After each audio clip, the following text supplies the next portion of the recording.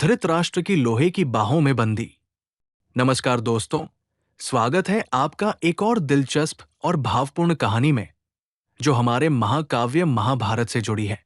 आज हम बात करेंगे उस समय की, जब कुरुक्षेत्र के युद्ध के बाद राजपाट और परिवार की भावनाएं, क्रोध और शोक एक साथ गुजर रही थी। इस कहानी के मुख्य पात्र हैं धृतराष्ट्र, वो अधीर और अंधे राजा, जिनकी आंखों से उनकी दुनिया छुपी हुई थी। उनके बेटे दुर्योधन की मृत्यु ने उनके दिल को तोड़ दिया था। फिर है भीम, जो पांडवों में सबसे बलशाली और सीधे सादे स्वभाव के थे। कृष्ण, जो न केवल अर्जुन के सारथी थे, बल्कि पूरे महाभारत के मार्गदर्शक भी।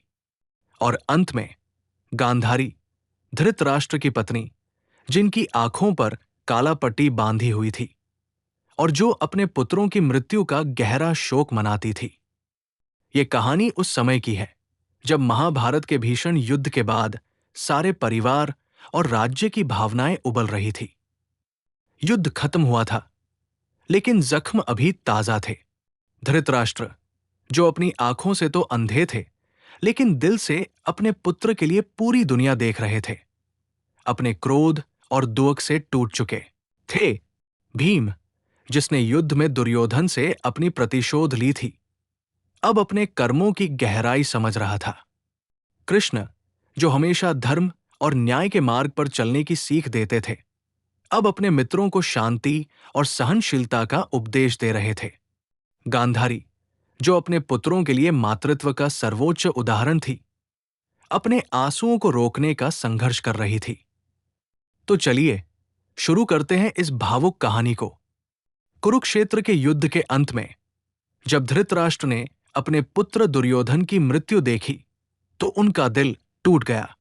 उनकी आंखें तो नहीं देख पाती थी, लेकिन उनके मन की आंखें सब कुछ देख रही थी। क्रोध, निराशा और गहरा दुख एक साथ उनके अंदर गरमाने लगे। भीम, जो युद्ध में दुर्योधन के सबसे बड़े विरोधी थे, उनके सामने खड़ा था। भीम की ताकत के किस्से तो आप जानते ही हैं। वो इतना बलशाली था कि उसने दुर्योधन का घुटना तोड़ा था और युद्ध के मैदान पर अपनी शक्ति का परिचय दिया था। अब सोचिए, उस क्षण धृतराष्ट्र के मन में क्या चल रहा होगा। एक पिता के रूप में तो वो टूट चुका था, लेकिन एक राजा के रूप में भी उसे अपने क्रोध को संभालना था। उस क्रोध के ठिकाने लगाने के लिए उसने एक अनोखा कदम उठाया। उसने लोहे की एक विशाल प्रतिमा बनवाई, जो दुर्योधन की तरह दिखती थी। उस लोहे की प्रतिमा को उसने अपने बाहों में कसकर पकड़ लिया। यह केवल एक प्रतीकात्मक कदम नहीं था, बल्कि एक प्रकार का अनुष्ठान था, अपने क्रोध और शोक को बाहर निकालने का, उसे नियंत्रित करने का। यहां एक मजेदार और दिलचस्प बात यह है कि भीम, जो अपने क्रोध में अक्सर कोई सीमा नहीं रखते थे, उस समय वहां मौजूद थे। अगर धृतराष्ट्र ने सीधे भीम से लड़ने का फैसला किया होता, तो शायद भीम की हड्डियां टूट जाती। लेकिन धृतराष्ट्र ने अपने क्रोध को एक लोहे की प्रतिमा में समेट लिया। ऐसा प्रतीत होता है कि इस क्रिया ने उनके मन को कुछ हद तक शांति दी और भीम को भी बचा लिया। ये एक तरह का मुक्ति का पल था, जहां गुस्सा और करुणा दोनों एक साथ मिले। कृष्ण इस पूरे दृश्य को शांतिपूर्ण दृष्टि से देख रहे थे।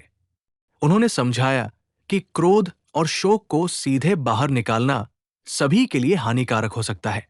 ऐसे समय में क्रोध विमोचन के लिए अनुष्ठान और प्रतीकात्मक क्रियाएं बहुत जरूरी होती है।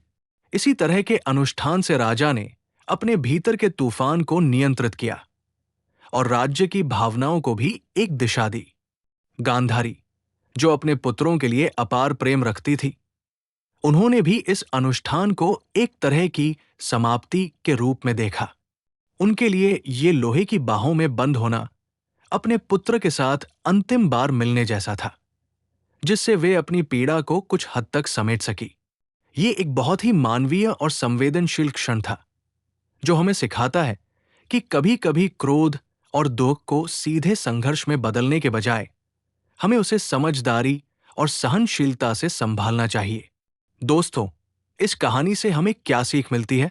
जीवन में जब भी हम क्रोध और दुख के बीच फंस जाते हैं, तो हमें याद रखना चाहिए कि उस गहरे दर्द को निकालने का एक तरीका होता है, जो हिंसा या संघर्ष न हो, बल्कि प्रतीकात्मक, शांतिपूर्ण और नियंत्रित हो।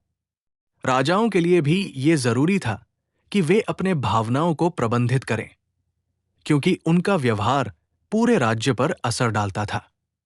और हम सब के लिए भी ये एक प्रेरणा है कि गुस्से को समझदारी से कैसे संभालें। तो अगली बार जब आपको लगे कि क्रोध आपके दिल को जलाने लगा है, तो याद कीजिए धृतराष्ट्र की लोहे की बाहों की कहानी और सोचिए कि क्या आप भी अपने क्रोध को एक शांतिपूर्ण तरीके से बाहर निकाल सकते हैं। आज की कहानी यही समाप्त होती है। आशा है कि आपको ये कहानी पसंद आई होगी और इससे कुछ नया सीखने को मिला होगा। अगले एपिसोड में फिर मिलेंगे एक और नई कहानी के साथ। तब तक के लिए अपने दिल को शांत रखें और अपने मन को प्रेम से भरें।